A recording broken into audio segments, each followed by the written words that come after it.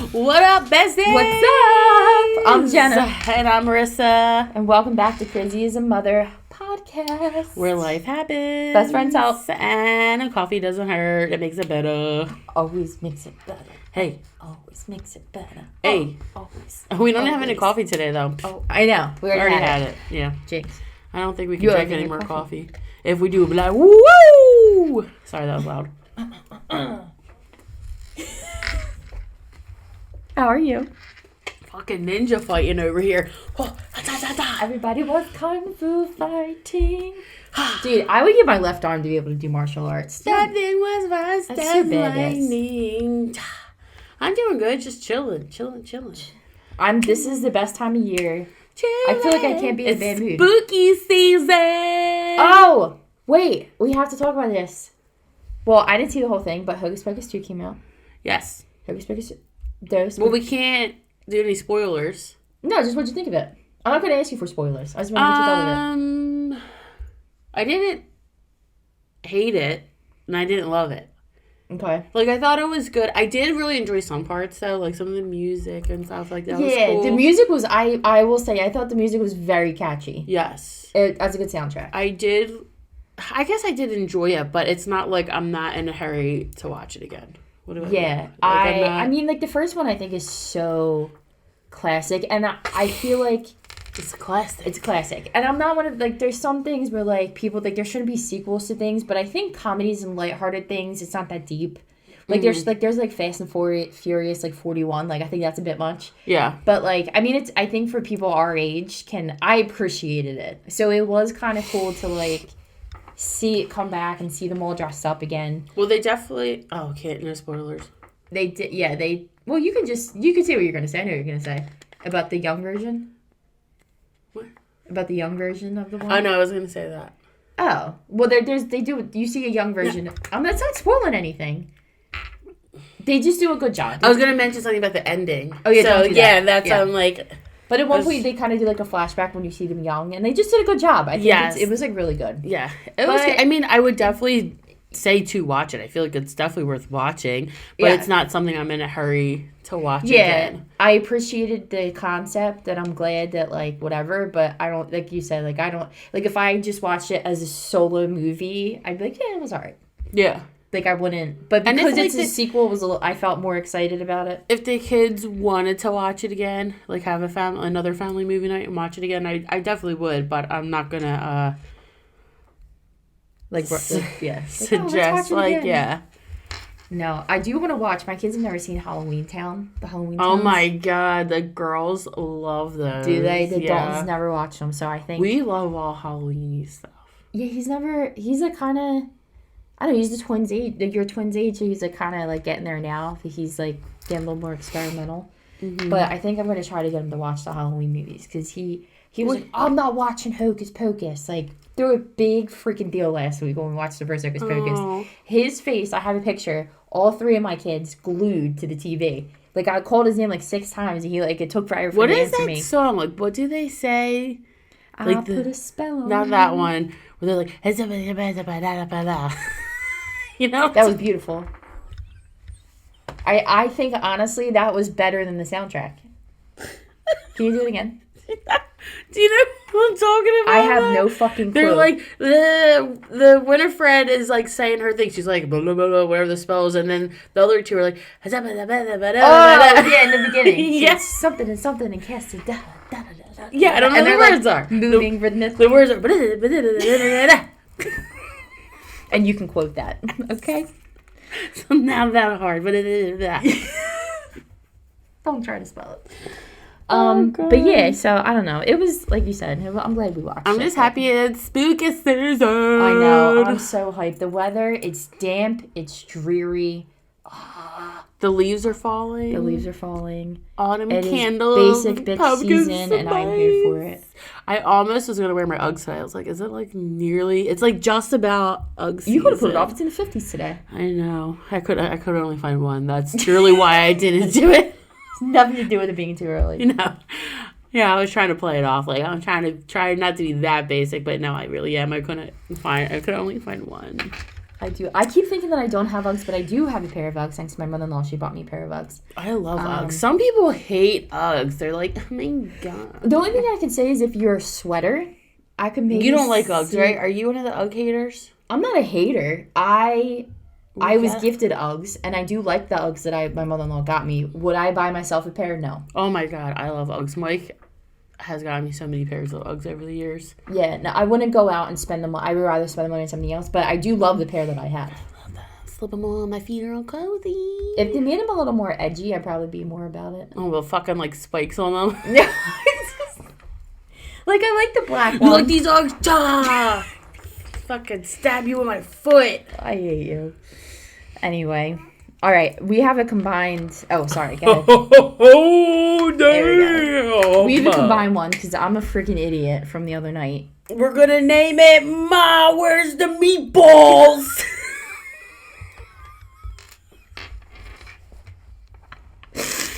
So, oh, Jesus. If you follow us on Instagram, we're hoping to be able to go live every Thursday at 7 p.m.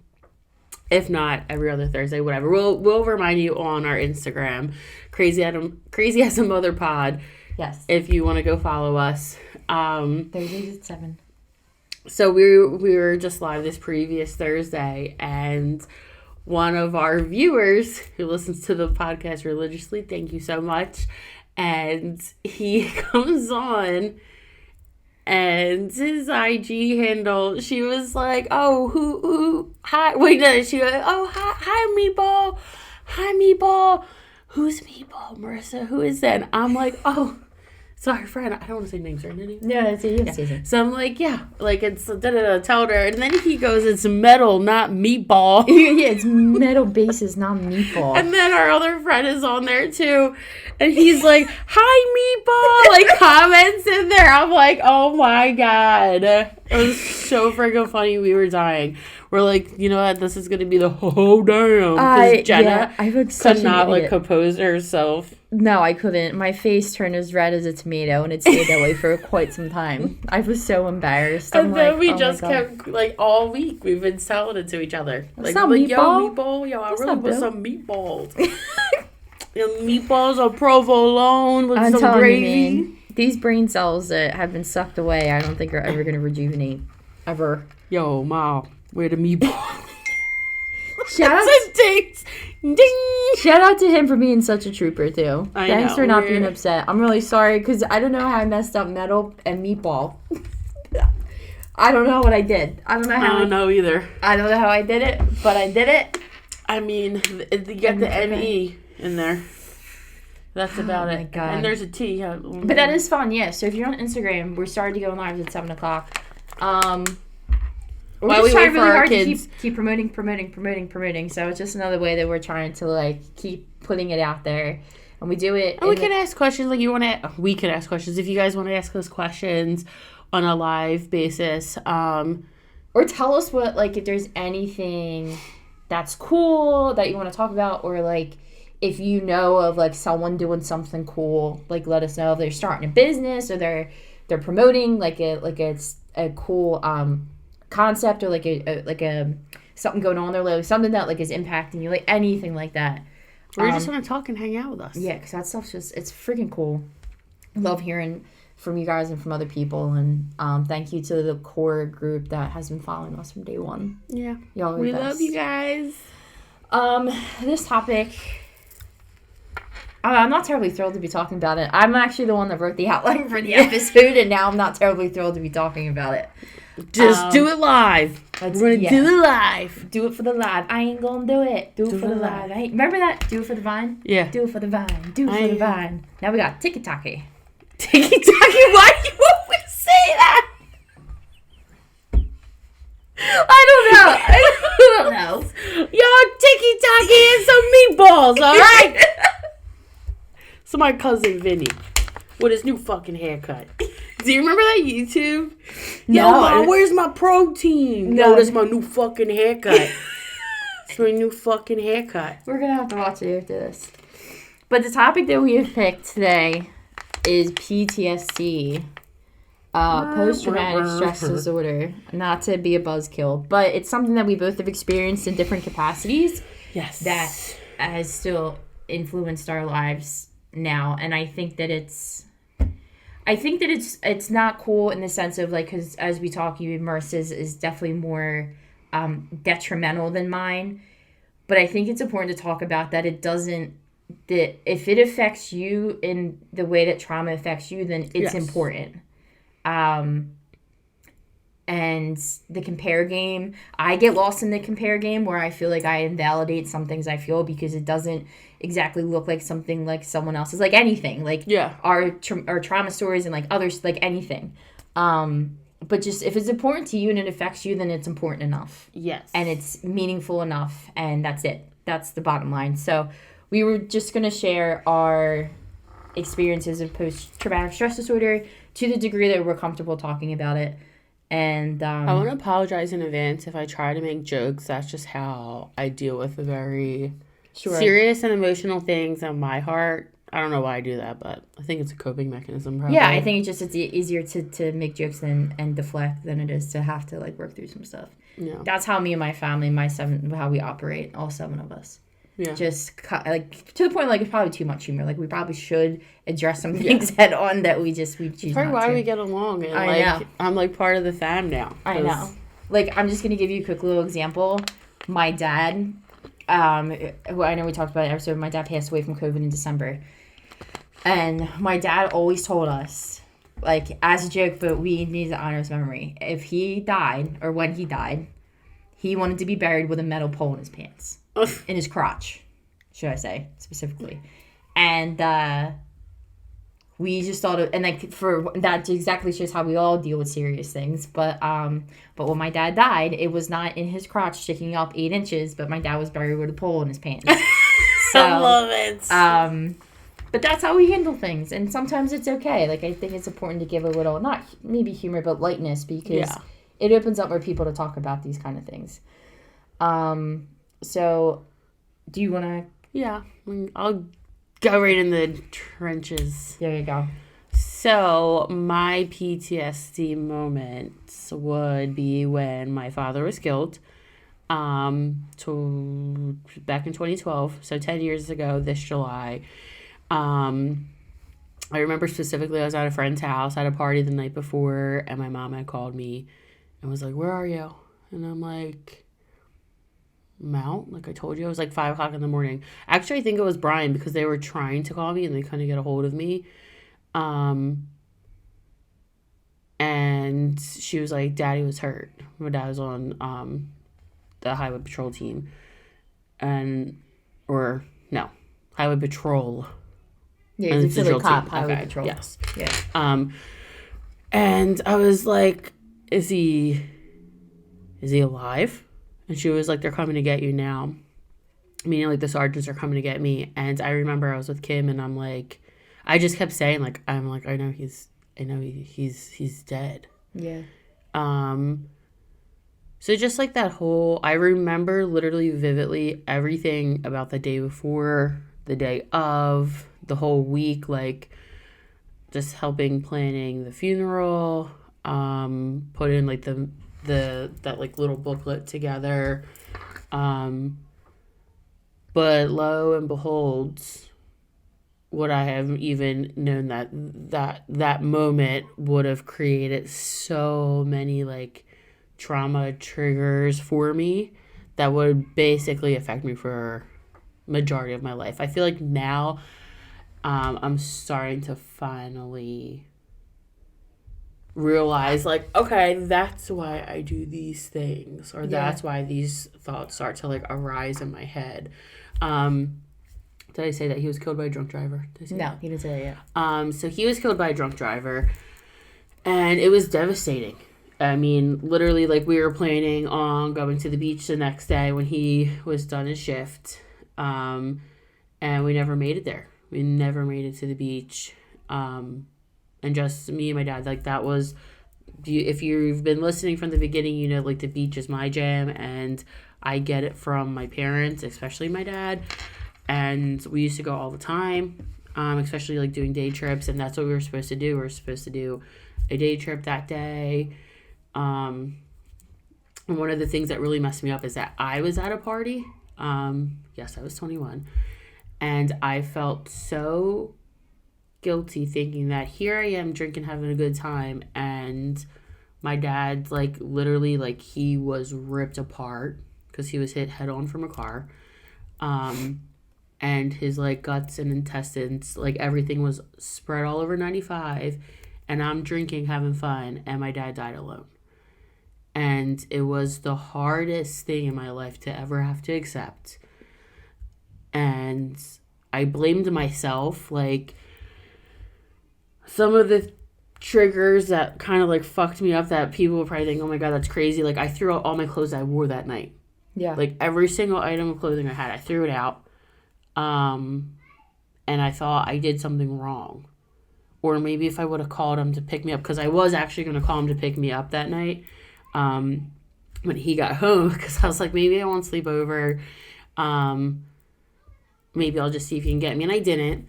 And I thought, like, maybe I should have called him. Maybe he would have left work early, and then this wouldn't have happened. But, yes, I'll stop there. What about you? See, right now I'm starting to feel like I shouldn't even share mine because it's not as traumatic, but that's not the point of this. The point is the complete opposite of this. So, I was in a severe car accident when I was 19. I was dating the guy prior that I dated before Justin. And I don't... Anyway, I'm getting ahead of myself. So, I was 19 and I was over his house. And at this time, like, things were going on in my life where me and Justin were really good friends, but because I was dating this person, me and Justin weren't on great terms. I think the guy that I was dating could kind of sense that maybe me and Justin were, like, we weren't an appropriately close, like, out of bounds of relationship, but I guess you could pick up on something. So they weren't fans of each other. So it was a very just rocky, weird point in my life where I was just lying to everyone to keep the other one off my back. And at that night, I was staying over my boyfriend at the time's house, and it was really, really bad weather out. So my parents were very strict, but they let me stay over because they didn't want me driving, because it wasn't good out. And I was still friends with Justin, and I remember Justin like texting me like, hey, what are you doing? And I would like tell him what I was doing, but leave out where I was. Like, I was like, oh, I'm watching TV, but I just left out that I was at my boyfriend at the time's house. Anyway, so we were laying in bed, and his older sister called, and she was on a blind date. And here, ironically, the guy had, I think, if I remember correctly, he either had too much to drink. He definitely had too much to drink, but I forget to the point if it was like she was like really screwed, or he just didn't want to be unsafe with someone he just met. Not that it really matters, but so we had to go get her, and we were gonna go get into his truck, but his truck didn't have working airbags, and for some reason he was just like, let's take my sister's car. Like, I'm not wasting my gas. So we get into her car, and he was a speed freak, and we were in a 35. Long story short, we made it up to 70, 75 miles an hour. In the lane, we hit black ice, and our car flipped facing the opposite direction, and we rammed a pole. And it, like, put my life out of commission for a really long time. And I feel like I had to grow up really fast at 19. And I don't know, it's like, I'll explain my part, and I don't know if you want to like keep, and we'll just keep going back and forth, but when for me, going through something emotional, like, so at that point in my life, that was the hardest thing I've gone through. And the first thing I did was latch onto the soul that would understand. And that was the guy that I was dating at the time. And things didn't end great. There was really no closure. There was no nothing. And the point of this isn't to bash anyone. So it's just, there was no closure to that. But it was like, damn, like, I had to really grow up. I had to deal with some emotional things in that situation. And physical. Yeah, a lot of physical. And I was just like, I had to grow up. I had to make decisions. But the one thing that I did was I I leached on to Justin because we started dating he was always there for you. Yeah. Like when you were like at the the always. rehabilitation center. He missed 2 days because of the bad weather. It was in January. Yeah. Mike actually took me to see you. Like every single time I went, Mike was the one who took me. They're the best. But what I did was, and it wasn't good at the time, and at least for me, what I did was latched on to Justin. Like I fed off of him and our new relationship and all those things. I fed onto him, and so I didn't have to deal with what was going on around me, and like the broken pieces of like, because the relationship with the guy that I was seeing was much more complicated and layered, and it was done. It was done, and I feel like 19 talking about relationships and being 31. Like if I hear a 19-year-old talking now, I'm like, like you're young. But in that moment, it's a big deal. It's a huge deal, and I felt like I had to like kind of face those things on pretty quick. And on top of that, I had to drop out of school.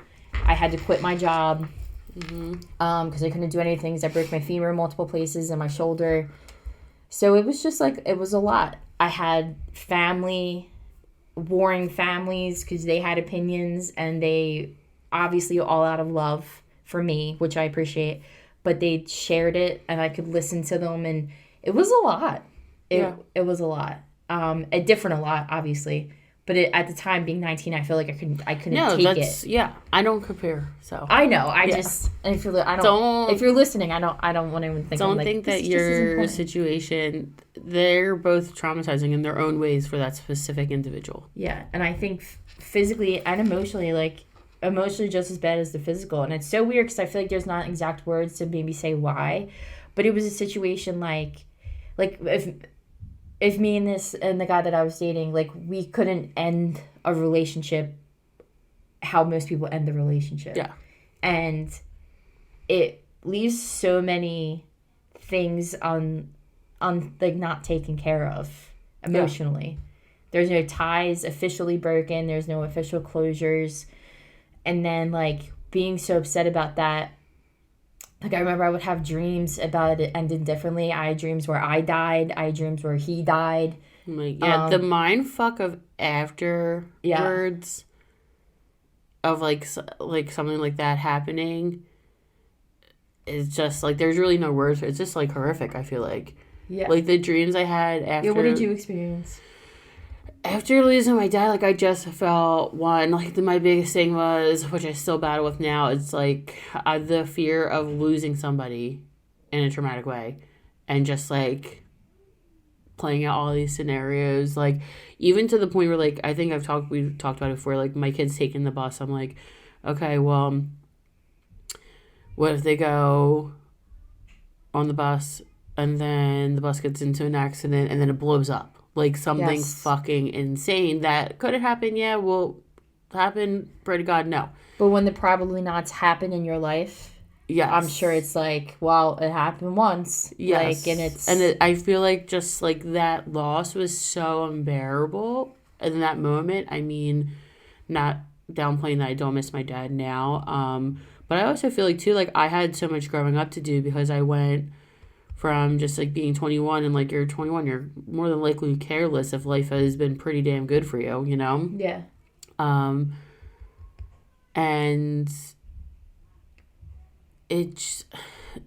I remember, like, I had to call people. Like, my mom was a fucking mess. So I had to, like, call some of my aunts and let them know what happened. Dominic was, like, kind of just, like, off by himself. So, like, I took him under my wing. And just, like, all the helping the planning and doing some of the planning alone. And after that, too, just, I don't know.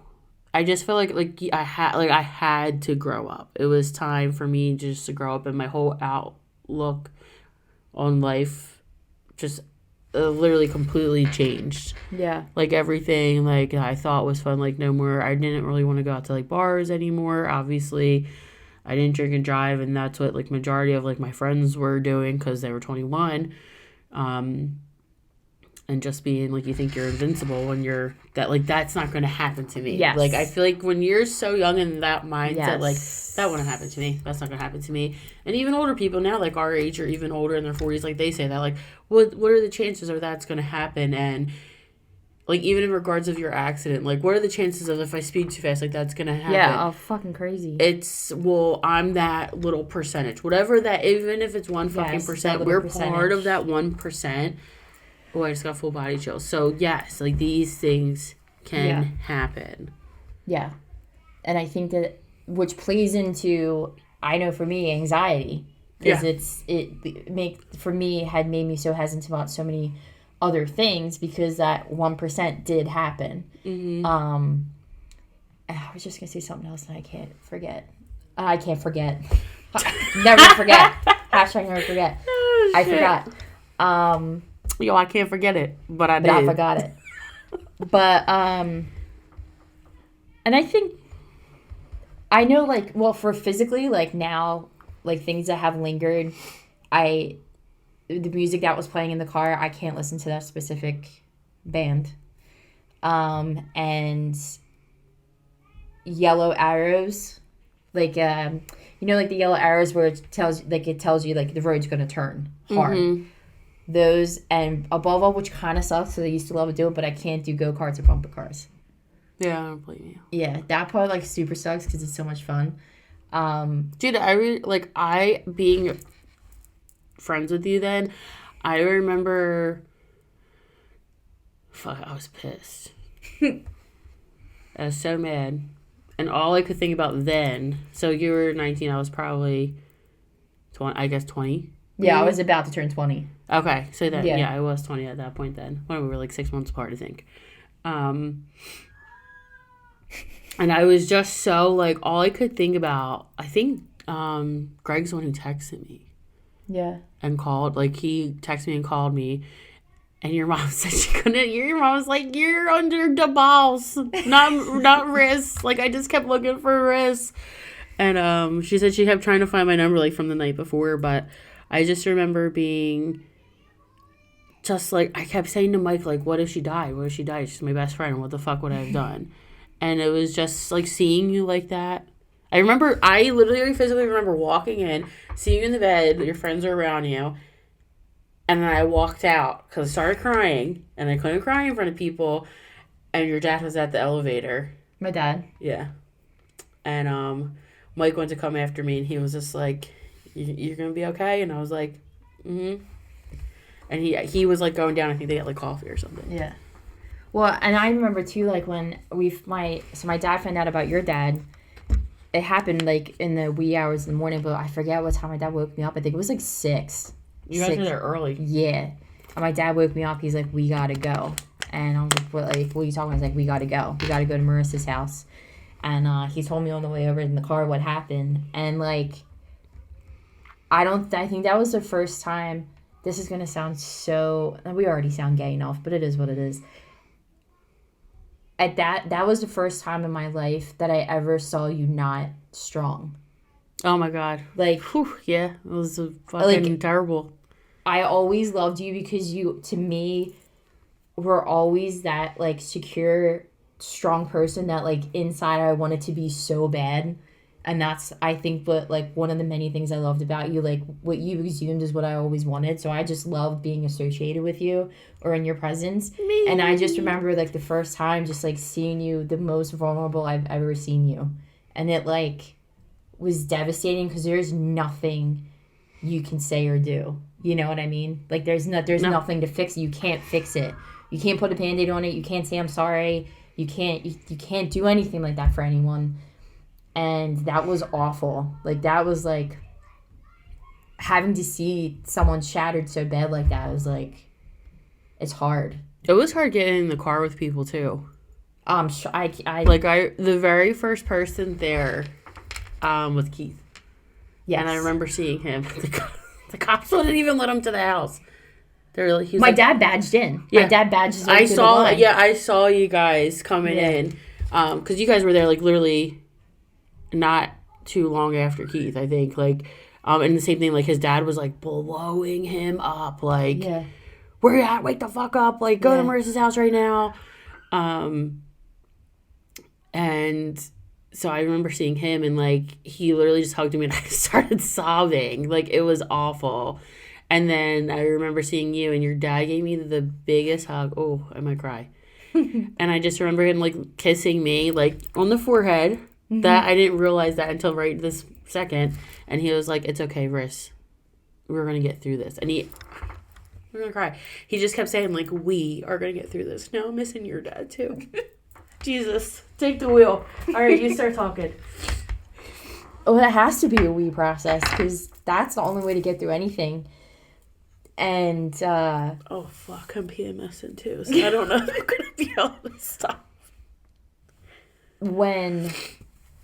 And it's funny, like, when my dad died, I was able to piece together, like, what trauma is, like, having had Dude, that's trauma in itself, too. Sorry. Having had someone, like, a professional walk me through, like, why was I scared to bumper car? Why did, like, I have these dreams? Like, I was petrified to drive. And then I was taught what it was. I thought, honestly, I was just being pussy. Like, before I understood what post-traumatic stress disorder is, and there's no level or degree of it. No, it's something that alters your mental psyche, and it puts you in fight or flight. That was my point, by the way. I went in the car to get smokes with Keith. Yeah, and I was like, fucking scared shitless. Yeah, it's traumatic, and with my dad, it helped me see the signs of my dad. Like, and I think me and Marissa are alike in the way in our personalities, like having to take over, having to do things. I had to call my siblings, and like the moment I had my mom stay with me. And when the doctor, this is too, I wasn't prepared for this. When the doctor called and and I woke my mom up because she was out, and it's on speaker, and like watching her collapse down, like, and then I don't remember from when, like, that night, and I can tell you maybe one or two events, but I don't remember any of it. Like, I can't remember that week. Like, I can't remember the week of when he died to when we actually, it was like 10 days. I can't remember it. Like, I can't remember where I slept. I can't remember, like, if I stayed at the house or stayed with my mom. I was afraid to go to sleep. I was petrified to go to sleep. I thought if I went to sleep, I was going to die. Really? Mm-hmm. Oh, my God. That's I would awful. just, I would stay up and, would talk to me until I fell asleep. He would stay on the phone with me until I fell asleep. And then he would go to work. Because I have time, I was on the phone until, 2 in the morning. And then finally I would go to sleep. And he would, literally stay at my house at, 10 o'clock at night. Yeah. And then he would finally, because then I would be like, all right. And I was scared about that. I would make him talk to me with his car on speakerphone.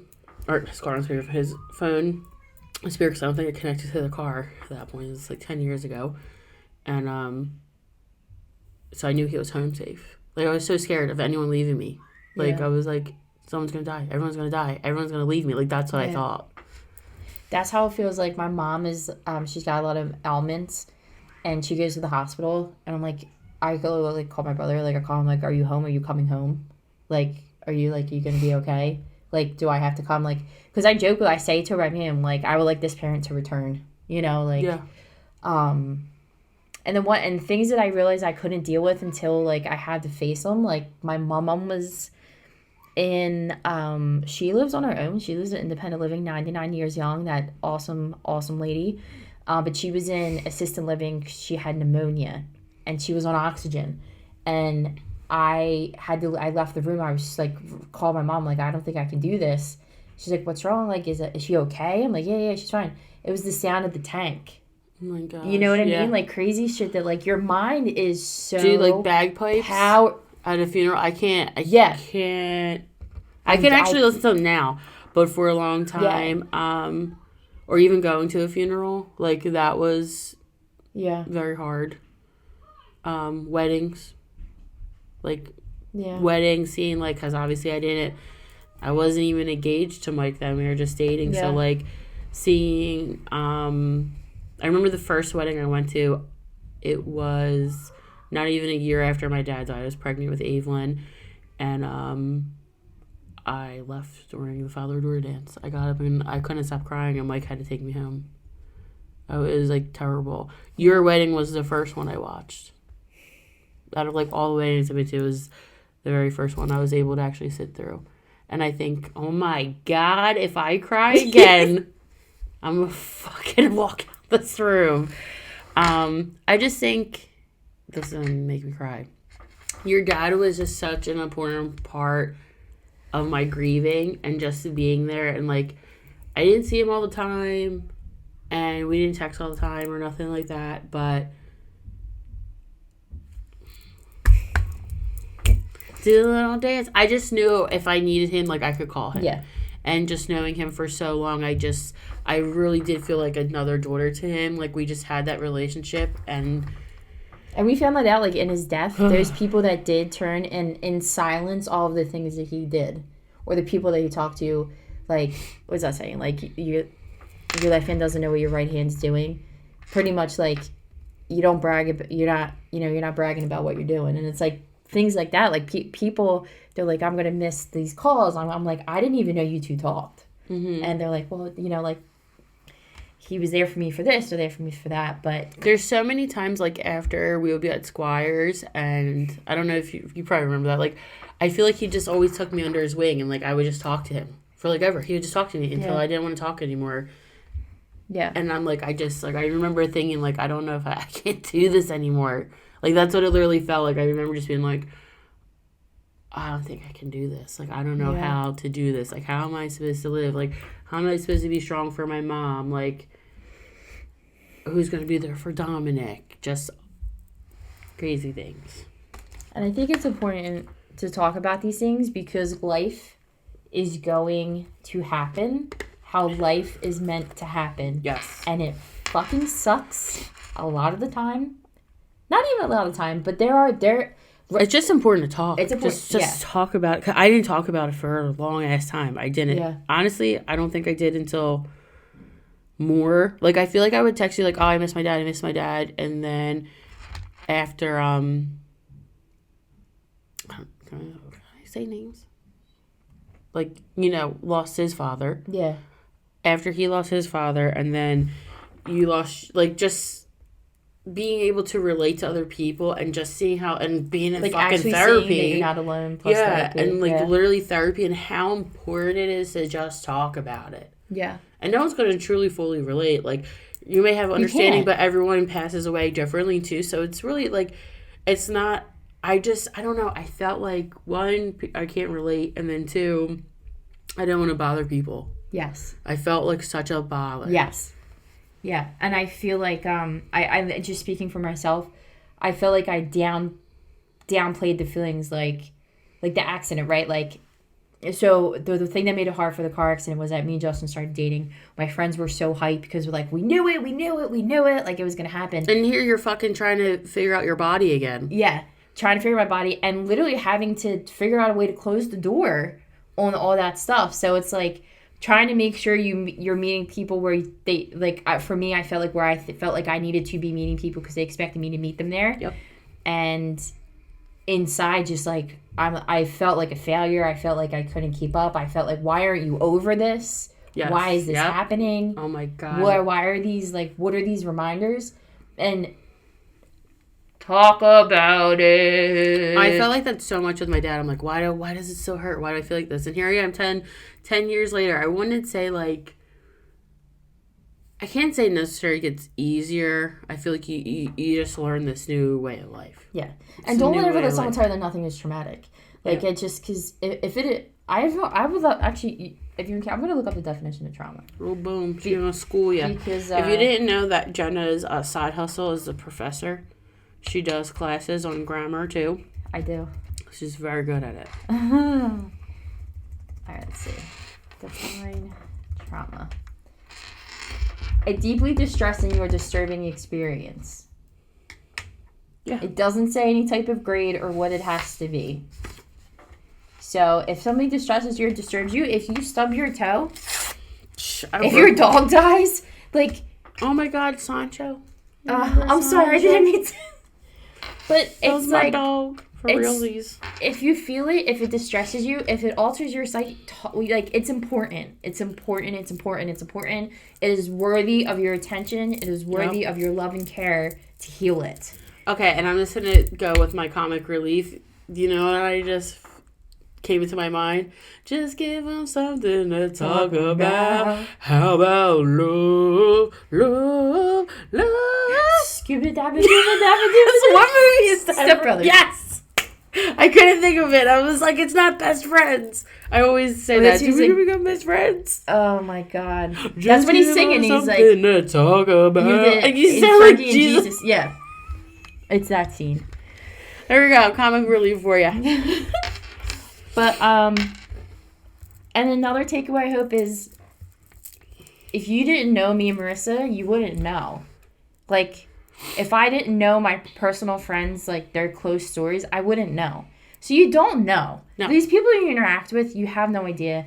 I'm not making excuses for bad behavior, but what I'm saying is anybody that has gone through something traumatic, and a lot of us have, I don't know about you, but I can say that my actions weren't always the greatest because I didn't know what I was trying to figure out inside. To be even more transparent than we typically are, I feel like even you and I, like, our communication, I don't know, I feel like ever since, like, COVID, I guess, or just being pregnant together, we really started, like, fucking getting down to the nitty gritty. I feel like we've already knew our friendship was established with no judgment. But I feel like at the same time, we were not nearly as open as we were, like, 10 years ago. Yeah. If that makes sense. And vulnerable. Yeah, that's better. Like, we weren't as vulnerable because I felt like... Yeah, like, you knew, like, the facts of my life. Like, I feel like I had to be strong for you, and I feel like vice versa. And then, like, you're telling me shit, and I'm like, girl, dude, same thing. Like, da-da-da-da. Like, I'm feeling like this. Like, what's wrong with me? And it's just... Yeah. Like, I've been telling her, I'm like, look, like, I'm feeling shit, too. I'm sorry I can't even hype you up in this moment. Yeah, oh my God, I love that we do that now. I'm like, yes, we're both miserable together. Let's sit in our shit together. But just talk about it. It's just so... The pain of shutting down or the pain of feeling like you're a burden, I'm telling you, only eats at you. You're doing yourself a disservice. Even if you have to talk to yourself in the mirror because you trust no one. I get that. It's better to do that than to hold on tight inside. And seriously, I know we say it practically every episode, but if this is resonating with you, or you're like, you know what, yes, I felt this way before, or I'm feeling that right now, you experienced a traumatic event like this, something, whatever it might be in your life, we are always here. Like, you can come to us, you can talk to us, literally slide into the DMs on Instagram. Do we have our email out there? Oh, no, crazyasmotherpod@gmail.com. So there you go, crazyasmotherpod@gmail.com, crazyasmotherpod on Instagram, and TikTok, but I don't know if you can message on TikTok. But I think we can now. Yeah. Seriously, I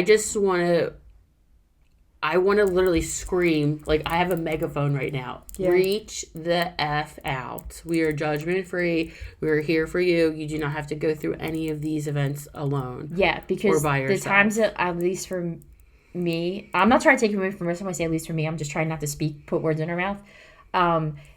By not doing those things at certain times, I've gone to a place of darkness that I thought I could not come out from. No, me too.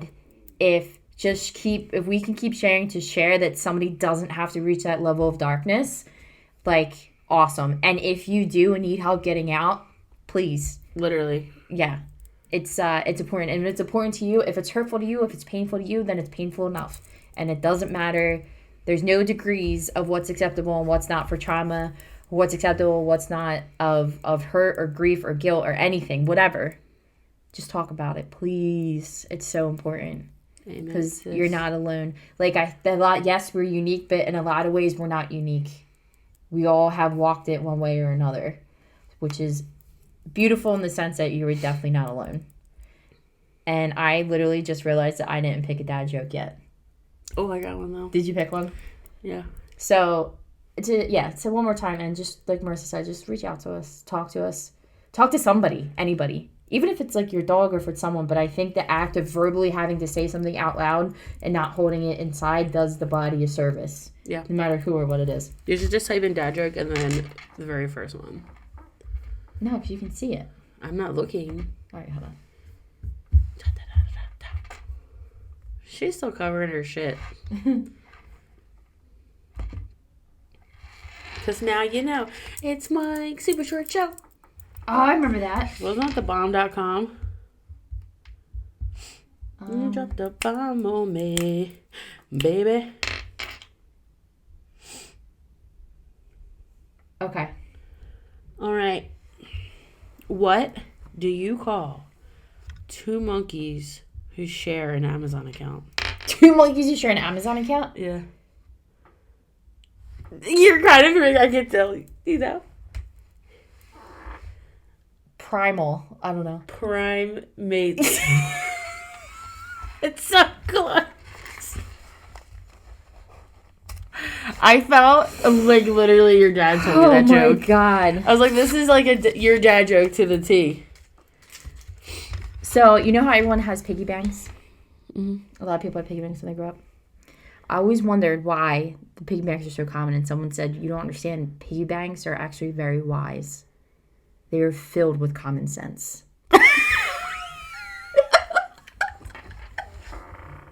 Yes. Oh goodness. God. Just when I think I don't have enough brain cells left, we tell those jokes, and I feel the very last few I have fucking deflating. God. Oh my God. All right. Well, that was another serious one, but we try to talk about things that are so near and dear and important to us and our well-being and our life story that we hope they can relate. Because everything is intertwined, my loves. Everything intertwines. Everything affects everything. So we try to talk about all those little branches because it makes us who we are as a whole. It feeds into, at least for me, my motherhood, my wifehood, my womanhood. And talking about it has been nothing but helpful. Yeah. So serious. Sorry. But I love you guys. Love you. Yes. Thanks for listening. Please like, share, follow, comment, all the jazz. Please. You can listen on Spotify, Apple, Amazon, and YouTube at Crazy as a Mother Podcast.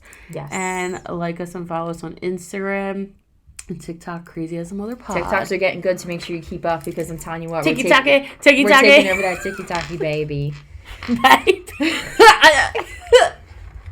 I'm done. All right, besties, we love you. Besties. Bye.